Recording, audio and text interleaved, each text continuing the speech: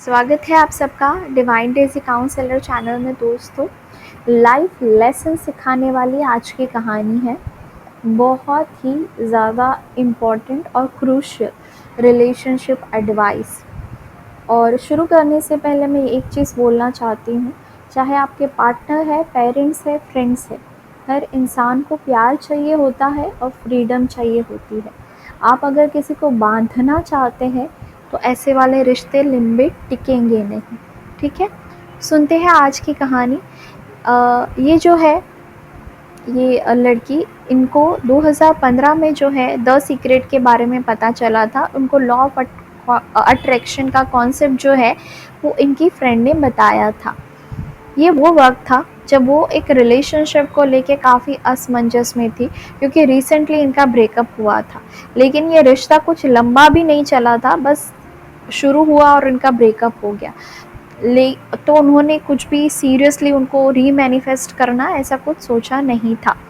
फिर भी इन्होंने द लॉ ऑफ अट्रैक्शन का कॉन्सेप्ट समझा, उसमें से उनको ग्रैटिट्यूड का कॉन्सेप्ट बहुत अच्छा लगा था और उन्होंने एक चीज़ अपने जीवन के अंदर उतार ली और वो था डेली ग्रैटिट्यूड। उन्होंने हर दिन अपने लिए, अपनी ज़िंदगी के लिए, हर चीज़ के लिए ग्रेटफुल होना शुरू कर दिया और बिना भूले ये रात को सोते टाइम हर उस चीज़ के लिए ग्रेटफुल होती थी जो ज़िंदगी ने उनको दी है। इन्होंने ग्रैटिट्यूड की प्रैक्टिस जो है वो गांठ बांध ली। ये हुआ कि 1 महीने के अंदर वो जो इंसान जिनसे इनका ब्रेकअप हुआ था, ये इनकी ज़िंदगी में वापस आ गए, उनका फिर से कांटेक्ट हुआ। इस बार चीज़ें काफ़ी बेहतर तरीके से हो रही थी, सारी की सारी चीज़ें 1-2 महीने अच्छे से चली। लेकिन 2-3 महीने के अंदर इनके अंदर फिर से इनके जो ट्रिगरिंग इमोशंस है, इनकी जो इमोशनल पैटर्न है वो लौट आई। इनको जो है वो सबसे ज़्यादा फॉल्ट फाइंड करना अच्छा लगता था। इनको जो है वो मतलब हर एक छोटी से छोटी चीज़ में इमोशनल होना, उनको ब्लेम करना, उनको बोलना वो इनको अटेंशन नहीं देते, उनके मैसेज नहीं पढ़ते, रिप्लाई नहीं करते टाइम पे, उनको वो नैग करती रहती थी। तो फिर से इनके अंदर की जो नेगेटिव पैटर्न थी, जिसकी वजह से रिश्ता फिर से ख़राब हो गया और इस बार वो फिर से उनको छोड़ के चले गए। लेकिन इस बार इनको काफ़ी ज़्यादा धक्का लगा। ये लिखते, पिछली बार जब रिश्ता टूटा था तो मुझे कुछ इतना ज़्यादा फ़र्क नहीं पड़ा था, मैं बस ऐसे ही थोड़ी सी कंफ्यूज हो गई थी कि हुआ क्या।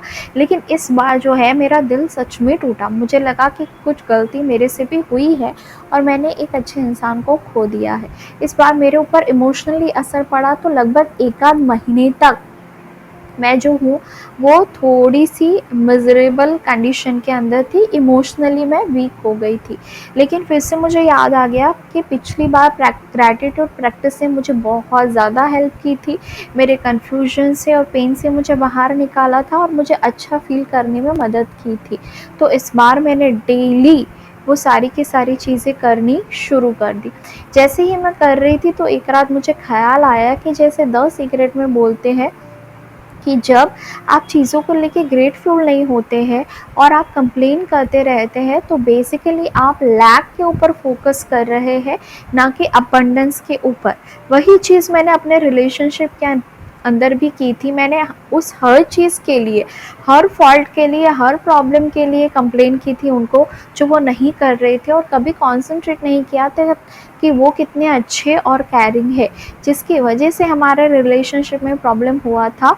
और मेरे रॉन्ग जगह पे फोकस जाने की वजह से, कि मैं अच्छी चीज़ों के ऊपर फोकस करने के बजाय, उस पर ग्रेटफुल होने के बजाय गलत चीज़ों में, नेगेटिव लूप में फंस चुकी हूँ और मेरे इमोशंस ने ही मेरी लाइफ के अंदर इस ब्रेकअप को मैनिफेस्ट कर दिया। ये चीज़ मुझे समझ में आ गई। उसके बाद मुझे एक चीज़ बहुत अच्छे से समझ में आ गई कि मेरी पॉजिटिव थिंकिंग ही मेरे रिलेशनशिप को, मेरी ज़िंदगी को गवर्न कर रही है। मैंने डेली और रिलीजियसली ग्रैटिट्यूड प्रैक्टिस करना शुरू कर दिया। इस चीज़ ने मुझे काफ़ी ज़्यादा हील किया। मुझे अच्छी चीज़ें महसूस होने लगी। मेरी बॉडी के अंदर एक अलग ही तरह का पावर था उस टाइम पे।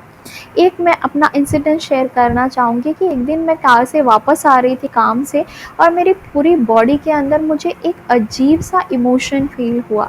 वैसा वाला जैसे हम पहली बार किसी के प्यार में, सच्चे इश्क में गिरते हैं तब होता है।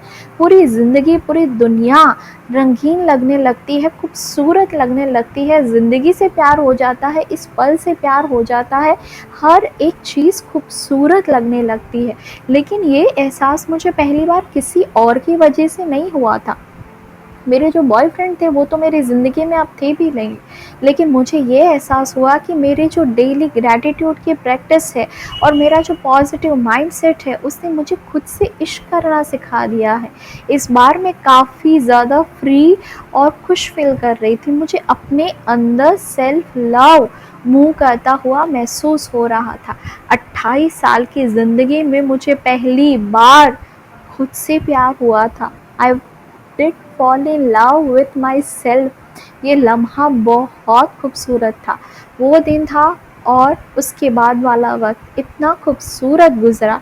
मेरा हर दिन जो है वो बहुत ज़्यादा अच्छे से और खुशहाल तरीके से जा रहा था। मेरा काम वगैरह भी अच्छे से चल रहा था, और इसके बाद कुछ ज़्यादा टाइम नहीं लगा मेरे बॉयफ्रेंड को मुझे रीकॉन्टैक्ट करने में।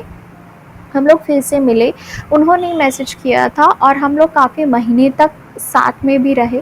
लेकिन फिर से, क्योंकि ये मेरा इमोशनल पैटर्न था जो मुझे हील करना था, तो सिली मी मेरा दिमाग फिर से वैसे ही घुमा।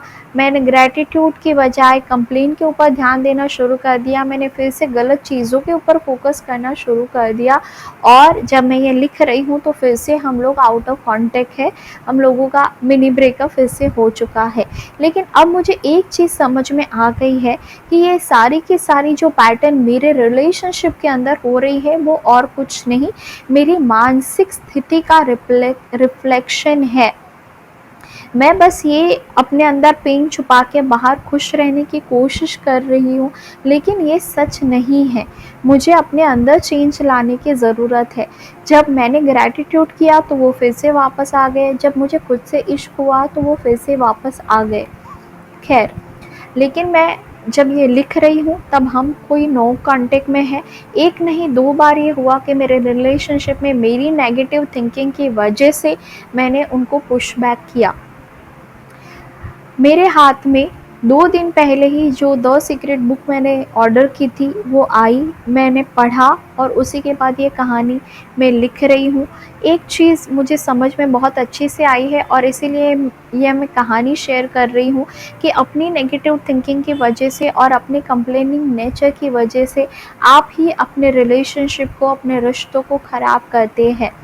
जब भी मैंने दिल से ग्रैटिट्यूड को प्रैक्टिस किया है, मेरे जीवन के अंदर हीलिंग आई है, सेल्फ लव आई है, और हर तरफ से मेरे जीवन के अंदर ब्लेसिंग्स आई है। मैं जब ये चीज़ लिख रही हूँ तो मैं अपने अंदर काफ़ी अच्छा महसूस कर रही हूँ। मुझे अच्छा लग रहा है।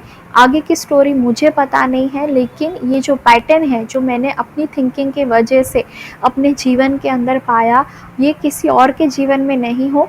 इसीलिए मैं ये शेयर कर रही हूँ कि आपके जीवन में जो कुछ भी है उसके रिलेटेड ग्रेटफुल होना सीखिए, अपने ब्लेसिंग्स को काउंट करना सीखिए, वरना आप भी अपने जीवन के अंदर जाने अनजाने में गलत इंसिडेंट को इनवाइट कर रहे होंगे और आपको पता भी नहीं चलेगा। दोस्तों, हर कहानी जो है वो रोज़ी रोज़ी नहीं होती, अच्छा, लेकिन हर कहानी एक भरपूर और लाइफ चेंजिंग एडवाइस से भरी होती है, और ये कहानी भी ऐसी है। ग्रेटफुल होना, कंप्लेन ना करना, नेगेटिव ना होना, ये बहुत ज़रूरी है। इससे ज़रूरी कि इनके बॉयफ्रेंड वापस आए या नहीं। अगर आप सेल्फ लव करना सीख गए, आपको दिल से प्यार हो गया, आप ग्रेटफुल हो गए, तो वो या उससे अच्छा कोई भी पार्टनर आपके जीवन में जो भी आएगा, उसके साथ आप खुशहाल ज़िंदगी ज़रूर जिएंगे। लेकिन अगर आपका नेचर कंप्लेनिंग का है, आप किसी भी अच्छे से अच्छे इंसान के साथ बिल्कुल बुरी ज़िंदगी क्रिएट कर देंगे। इसीलिए अपनी थिंकिंग पैटर्न के ऊपर ध्यान दीजिए। मिलेंगे किसी और कहानी के साथ। Thank you so much.